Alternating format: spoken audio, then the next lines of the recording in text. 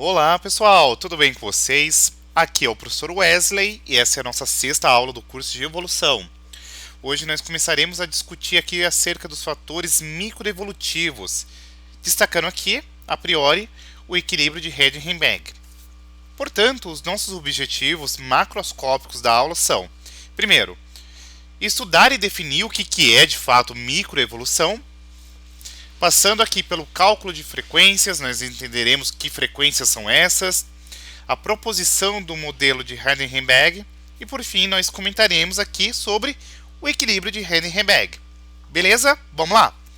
Bem, em nossas últimas aulas a gente começou a destrinchar o que é evolução.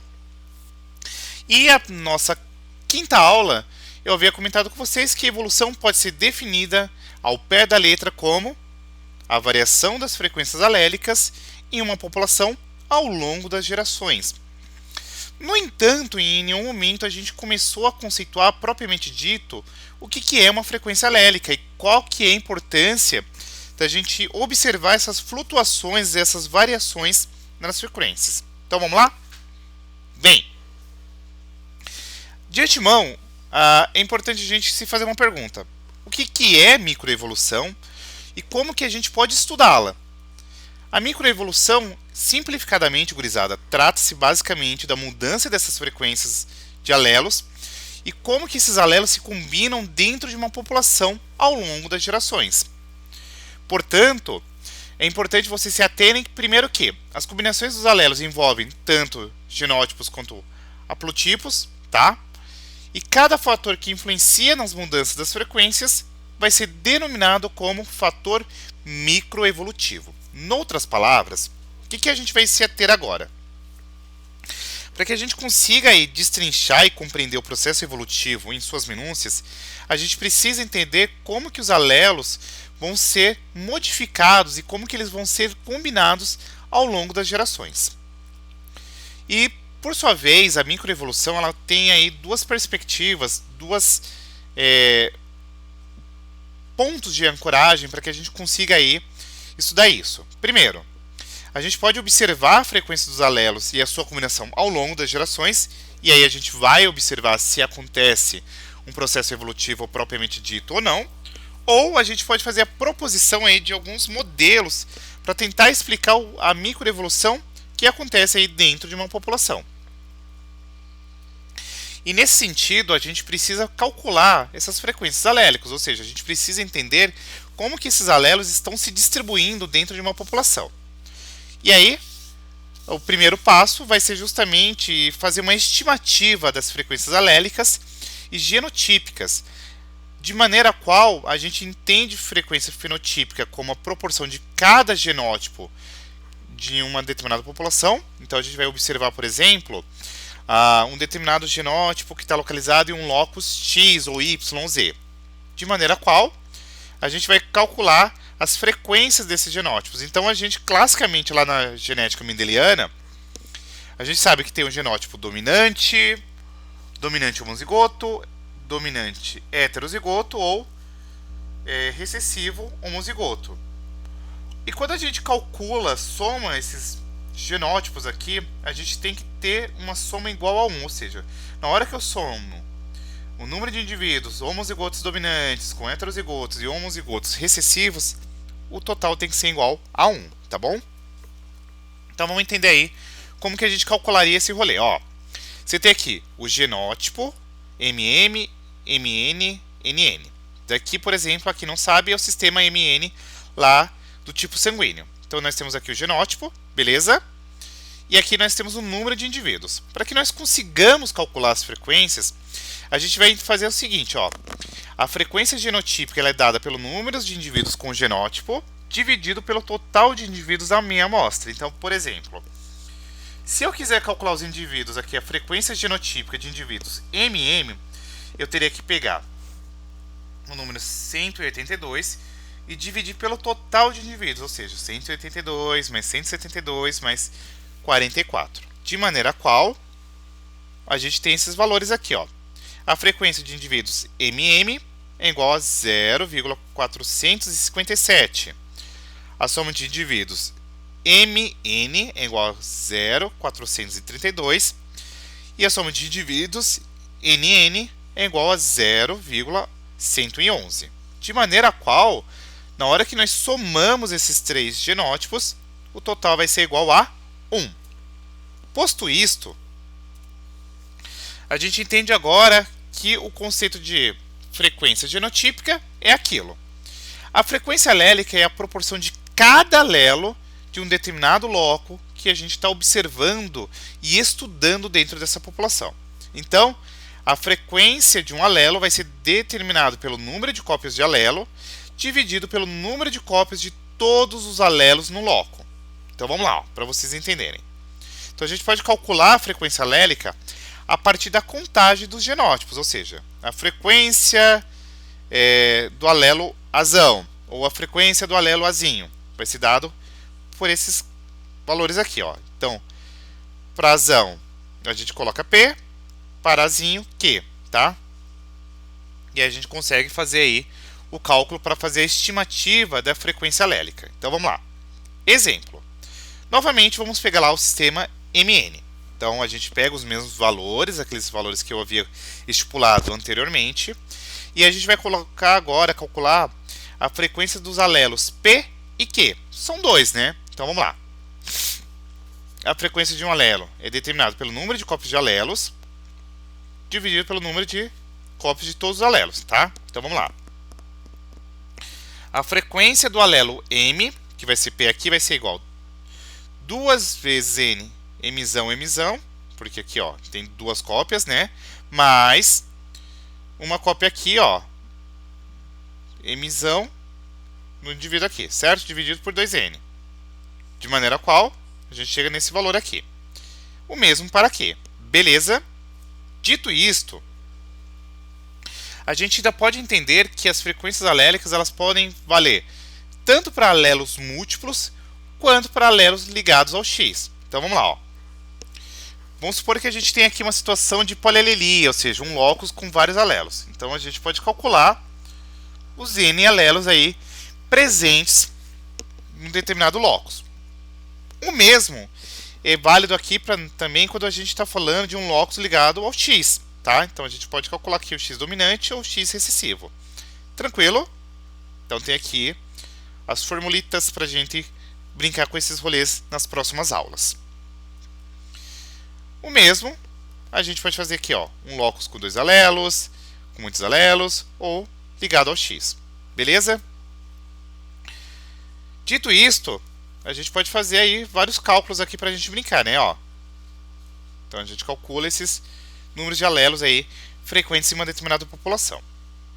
Dito isto, eu quero trazer agora a vocês o que é mais importante posto essa parte de cálculo de frequências alélicas e gênicas, que é o modelo de Henry-Hemegg, tá? Que é o modelo mais simples para explicar como que a evolução acontece dentro de populações. Por quê? Primeiro, ele vai estabelecer condições nas quais a microevolução não está ocorrendo, ou seja, um modelo nulo, ou seja, é uma situação na qual as frequências alélicas elas não vão sofrer variações. Esse modelo ele é utilizado aqui para testar se os dados rejeitam ou aceitam o modelo. Caso esse modelo eventualmente seja aí rejeitado, isso daqui é um indicativo que fatores microevolutivos estão atuando, e a partir deles outros parâmetros são relaxados aí para que a gente consiga identificar as possíveis causas aí do processo evolutivo, tá? Tranquilo? Dito isso, vamos lá.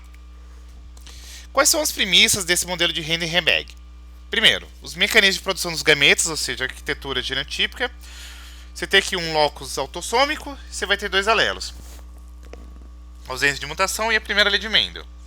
Nós temos aqui os mecanismos de unição dos gametas, ou seja, a estrutura populacional, ou seja, você tem que ter acasalamento ao acaso, o tamanho populacional tem que ser infinito, troca genética tem que ser nenhuma, ou seja, uma população isolada, estrutura etária, ou seja, você tem que aqui ter gerações discretas.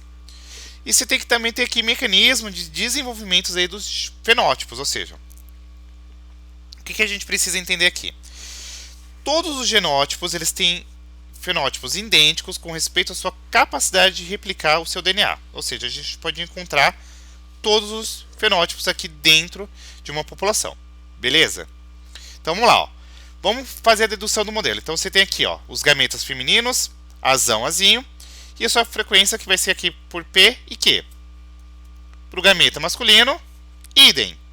E a gente vai ter agora o cruzamento desses indivíduos aí. Então vamos pegar indivíduos heterozigotos e fazer um cruzamento. Então, ó, do cruzamento ao acaso, você tem azão, azão, que é P vezes P, P ao quadrado, azão, azinho, P vezes Q, PQ, azinho, azão, Q vezes P, QP, e azinho, azinho, Q vezes Q, Qzão ao quadrado, Qzinho ao quadrado, perdão.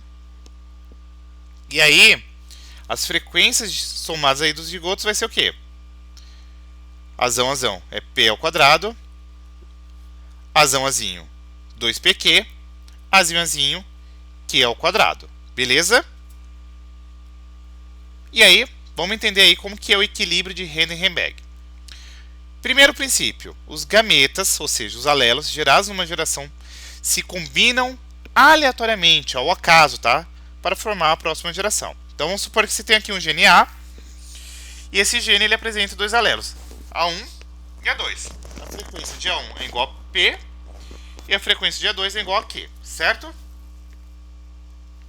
Como o acasalamento é aleatório, a frequência dos genótipos na próxima geração é igual à probabilidade dos gametas se encontrarem, né? Ó, P ao quadrado, 2PQ, Q ao quadrado. Beleza? Beleza. Segundo princípio que vai reger o modelo de Heisenberg. Na ausência de forças que quebrariam o princípio de encontro ao acaso dos gametas, as frequências genotípicas se mantêm constantes, ou seja, você tem um equilíbrio de Heisenberg. E os principais fatores que podem alterar as frequências alélicas de uma população são mutações, seleção natural, fluxo gênico entre as populações, ou seja, troca de genes, e a deriva genética, que é justamente aí você ter uma situação que vai ter escape aí dos genes de uma população.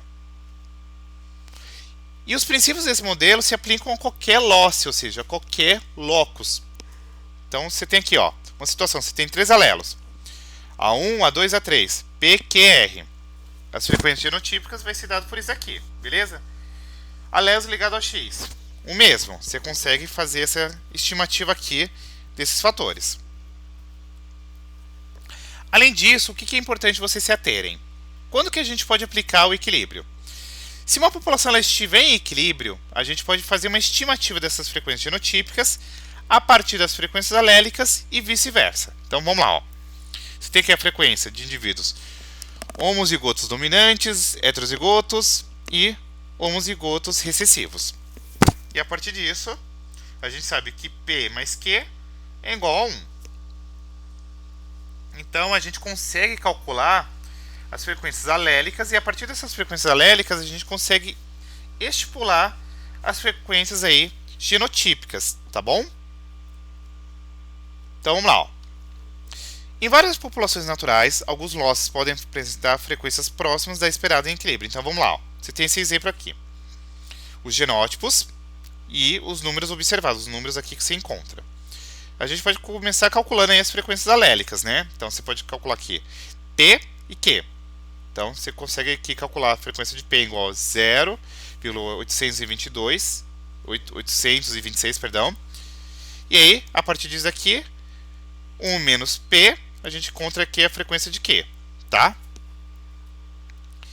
Se a população estiver em equilíbrio, a gente vai ter o quê? Uma situação que a gente consegue estimar as frequências genotípicas a partir das frequências alélicas. Então a gente tem aqui, ó, P ao quadrado, desse valor. 2PQ, é só você fazer aqueles valores substituindo aqui. Q ao quadrado, idem, tá? E somando isso daqui, a gente encontra igual a 1. Com as frequências genotípicas, a gente pode estimular o número de indivíduos de cada genótipo aí numa população em equilíbrio, tá? E aí, o que é importante? Isso daqui é um modelo, né, gurizada? A gente não vai encontrar esses valores reais aí e o esperado, tá? Então, você tem aqui, ó, o que é observado e o equilíbrio. Mas percebam que está bem relativamente próximo, né? E aí, para a gente saber se isso é significativo, a gente utiliza um teste estatístico chamado de Q quadrado. O Qi quadrado é o observado menos esperado elevado ao quadrado dividido pelo esperado, tá? E com esse valor do Qi quadrado, a gente pode saber se essa diferença é significativa ou se ela pode ser atribuída ao acaso, tá?